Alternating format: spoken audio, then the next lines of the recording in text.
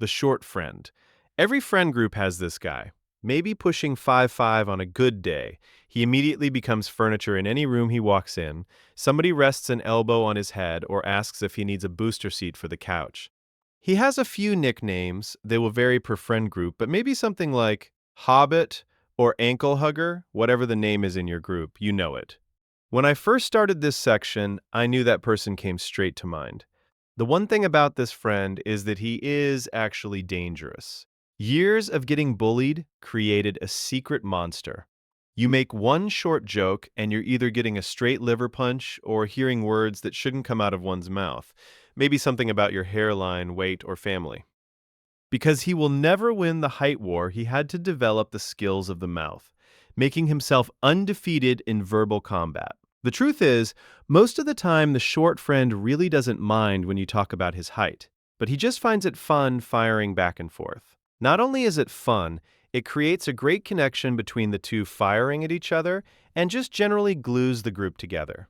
Everyone loves the short friend, Dr. Doom. Every group has one member that is permanently stuck in the scroll. It doesn't matter where you are. The function, the funeral, the group hangout you planned 3 weeks in advance. His body is there, but the man himself is somewhere deep in page 400 of Reels. You'll be mid-conversation, look over, and he's got that dead glow on his face, thumb moving like it's on life support. You could set his shoes on fire, and he'd just lift his feet up and keep scrolling. The scariest part is this man has unlocked abilities the rest of us don't have. He claims he can teleport home. His method? Cruise control on the highway, phone propped on the wheel, and next thing he knows, he's in his driveway. No memory of the drive, no memory of the turns, just 40 minutes of TikToks, and somehow he's alive. Scientists should honestly study him because that's not commuting. And don't ever ask him what he's watching because he doesn't know either. He's 9 layers deep into content he never asked for. One minute it's a guy deep frying a watermelon, next it's a 2014 conspiracy about birds. But here's the thing, Dr. Doom is low-key the group's news station. Anything happens in the world, he knew about it 6 hours before you did. Celebrity passed away, he's already seen the tribute edits. New meme format, he was there when it was born. He wasted his whole life in the scroll so you don't have to. And honestly, that's a sacrifice we should respect. The pro gamer. Every group has that one guy that is disgustingly good at every game he touches. And I mean every game. It doesn't matter the genre, doesn't matter the console, shooter, racing, fighting game, chess, doesn't matter. This man could be handed a game that came out 45 minutes ago and he's already moving like he helped develop it.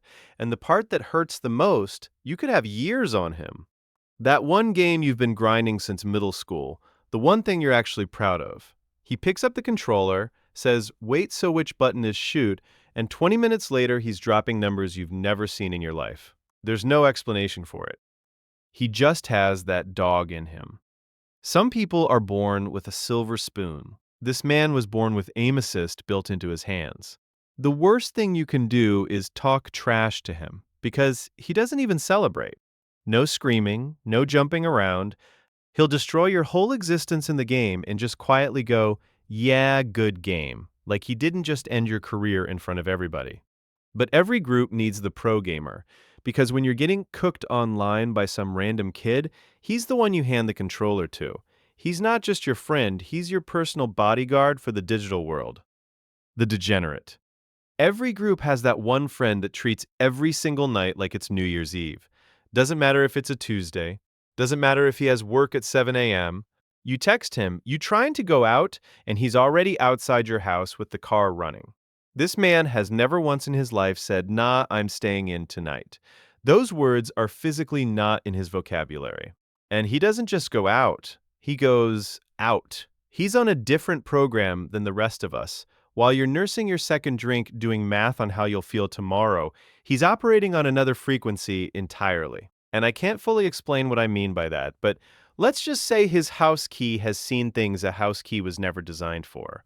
If you know, you know. If you don't, stay pure. The thing about the Degenerate is he's genuinely the most fun person you know. Every legendary story your group tells starts with him. But you would never, ever want to actually be him, because you've also seen the mornings after. You've seen him piece together his night like a detective at a crime scene, checking his bank account with one eye closed. There's a part of you that watches him and wishes you could send it that hard, live with zero fear like that.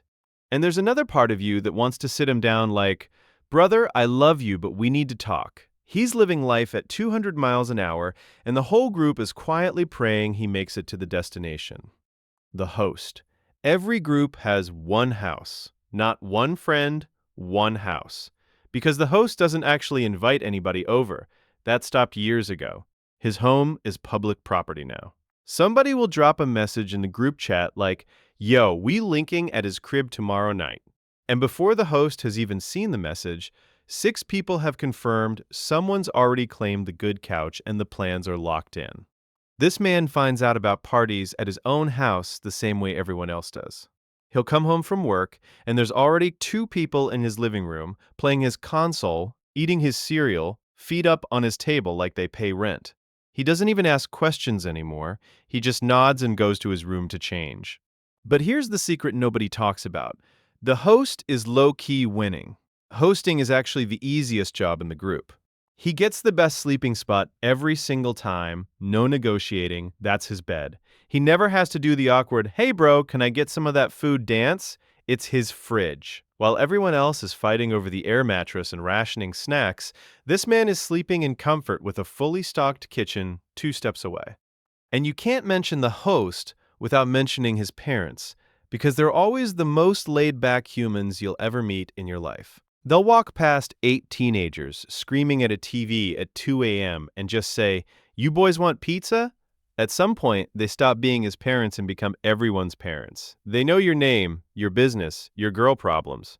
Half the group says, "Hi, Mom," walking in. That house isn't his house anymore, it's headquarters. And honestly, every group is one chill set of parents away from having the best memories of their lives, the ghost. Every group has one member that technically exists. The ghost. He's in the group chat, been in it for years, and has sent maybe 11 messages total. You'll scroll up and find his last text was from 8 months ago, and it just says, "lol." Meanwhile, 4,000 messages have gone by. Wars have started and ended in that chat. He read all of it and said nothing. Pulling up to events? Forget about it. You invite him out of respect at this point, the same way you leave a seat open for tradition. "Yo, you coming Saturday?" Message delivered. Not seen. Then Sunday at 3 a.m. he replies, "My bad, just saw this." "Brother, you were online. We saw the green dot. We know." And the craziest part is, nobody actually knows what this man does. No one. He could be working 3 jobs, he could be in another country, he could be asleep for 19 hours a day. He will fully despawn for weeks at a time, no updates, no signs of life, and the group just accepts it like weather. Someone will randomly go, "Yo, has anyone heard from him?" And the whole chat goes quiet because the answer is no. But here's the thing about the ghost. The moment he does pull up, it's an event. He walks in after 2 months off the grid and the whole room erupts like a retired legend coming out of the tunnel. No one's mad. No one asks where he's been because honestly, it doesn't matter. He falls right back into place like he never left. Same jokes, same energy, same guy. And that's the real magic of the ghost. He doesn't need to talk every day to be family. He can vanish for a month and lose absolutely nothing. The compulsive liar. Every group has one certified storyteller, and I don't mean that as a compliment. This man has not told the truth since 2019. And the stories are never small lies either. They're cinematic. He didn't just meet a celebrity. He played 1v1 against an NBA player at some random park and almost won. He didn't just go on vacation. He got invited onto some millionaire's yacht. Long story. Everything is a long story. And somehow, he never has proof. His phone always died right before the craziest moment of his life. The scary part is he's actually good at it. Elite, even. He maintains eye contact, he adds little details that don't matter. He'll even throw in a fake flaw like, "I mean, I did trip at first," to make it believable. You'll catch yourself nodding along like, "Yeah, okay, that could happen." And then get home and think, wait, there's no way. There is no way, but you can never prove it, and he knows you can never prove it. That's his power. But where he really becomes a supervillain is around parents. The second an adult enters the room, a demon leaves his body and an angel takes over. Voice goes up 2 octaves, posture straightens. Suddenly it's, yes, ma'am, no, sir. Do you need help with those groceries? Your mom loves him. She'll defend him in his absence. He's such a nice boy. Mom, you don't know what this man is capable of. He's out here relating to your dad about lawn care. He does not have a lawn.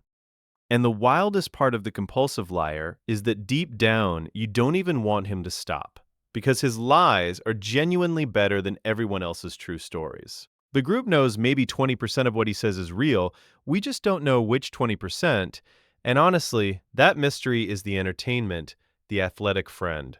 Every group has one guy that was built different from the factory, the athletic friend. Any sport, anytime, first pick, every time. The captains don't even do the whole thinking pause when it's their turn, they just point at him instantly.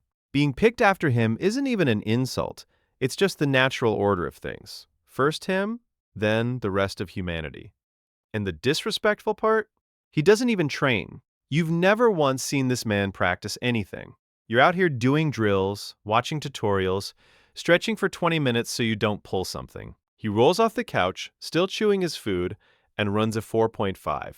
He'll casually touch the rim in jeans and Crocs and not even mention it. Ask him how he does it, and he gives you the most useless answer of all time. I don't know. I just jump. Thanks, man. Incredible insight. It doesn't matter what the sport is either. Basketball, football, soccer, ping pong, some game y'all literally invented 10 minutes ago in the backyard, he's immediately the best at it. You could introduce this man to a sport that doesn't exist yet, and he'd be MVP by the second round. His genetics are just on a different subscription plan. His ancestors were outrunning things so he could embarrass you at the family barbecue. But here's why you keep him around. He's your insurance policy. Whenever there's beef with another group, some rec league game, random guys at the park talking crazy, you're never nervous. Because you know your guy is about to turn into prime LeBron, the big back. Every group has one bottomless pit. The big back, this man is never not eating. There's no such thing as breakfast, lunch, and dinner to him. It's just one continuous meal with small breaks. His DoorDash driver knows his order, his building, and his dog's name. The app should honestly sponsor him at this point. You'll be on the phone with him at 1 a.m. and hear a wrapper crinkle. At 9 a.m., wrapper crinkle. It never stops. And portions mean nothing to this man. He doesn't eat a serving, he just eats. He eats the amount for a family of 5 and calls it a little snack.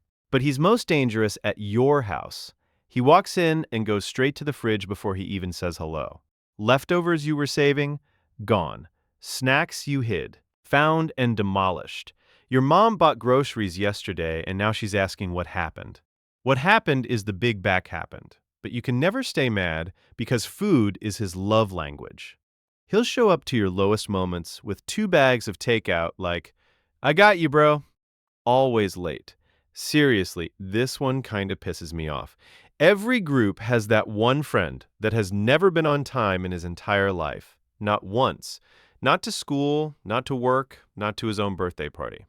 And I genuinely don't know if these people understand what time actually is.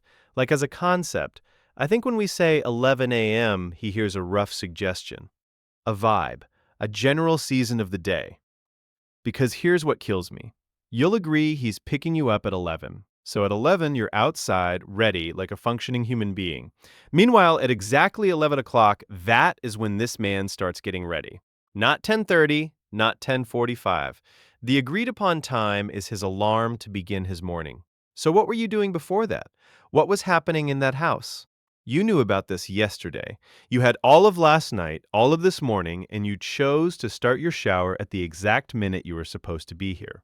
And the texts, bro, the texts. He's in his towel. 5 minutes away, that's a 25-minute drive, I know where you live. Pulling up, this man is looking for his other shoe. At some point, the group just adapts. You start lying to him about times like he's a child. Events at 8, tell him 6:30. And the crazy part is, even with the fake time, he still shows up late to that. But when he finally does arrive, an hour and a half deep, he strolls in with zero shame, hits you with, my bad, traffic, and somehow within 5 minutes he's the life of the whole function. That's the annoying part. You can't even stay mad and you think next time will be different. On a leash. Every group has a fallen soldier. The friend on a leash. The one friend who is just the real-life version of this image. And what makes this one hurt is who he used to be. Before the girlfriend, this man was the most available human on earth. First to respond in the chat. First one outside, the guy you could call at midnight like, "You up?" And he's already putting his shoes on. He was an underrated goat of the game. Then he met her. And now this man needs government clearance to leave the house, or even to hop on the game. You'll invite him somewhere and watch the typing bubble appear and disappear for 10 minutes. Because he's not answering you, he's filing a formal request. Let me check is his entire personality now. Check with WHO, we know who. And the answer comes back the same every time. Yeah, I can't tonight. No explanation. There's never an explanation. On the rare occasion he does get released into the wild, he shows up with a curfew like he's 12. Phone face up on the table, location on, answering texts with the urgency of a man defusing a bomb. 10 o'clock hits and he just stands up mid-conversation like his shift ended. I gotta go. The story wasn't even finished, bro. The food just got here. He's out here excited, talking about farmers markets and matching pajamas. So the group just keeps his seat warm and speaks of him like a veteran. You remember what he used to be like. We do, and we know, one day, leash or no leash, he'll be back. They always come back. Probably needs to ask first, though. The financial advisor. Every group has one self-appointed financial advisor, and this man has never once been financially okay. But you'd never know it from how he talks. According to him, everything he touches turns to gold. His parlays always hit. His investments are always up. He speaks with the confidence of a man with 8 figures and the bank account of a man with $8. Here's his actual business model. He places 100 bets a week. 97 of them explode on the first leg.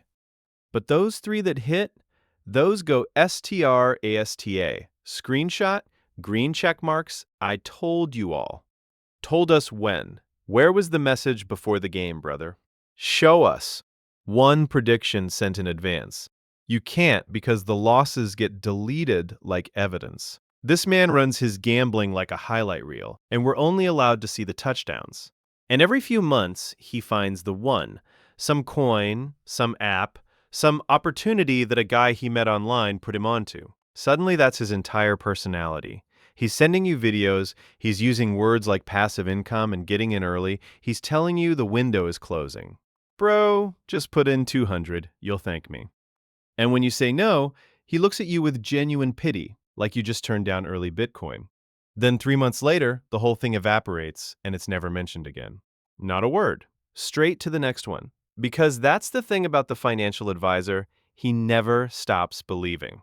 Drop shipping, day trading, reselling, some vending machine scheme.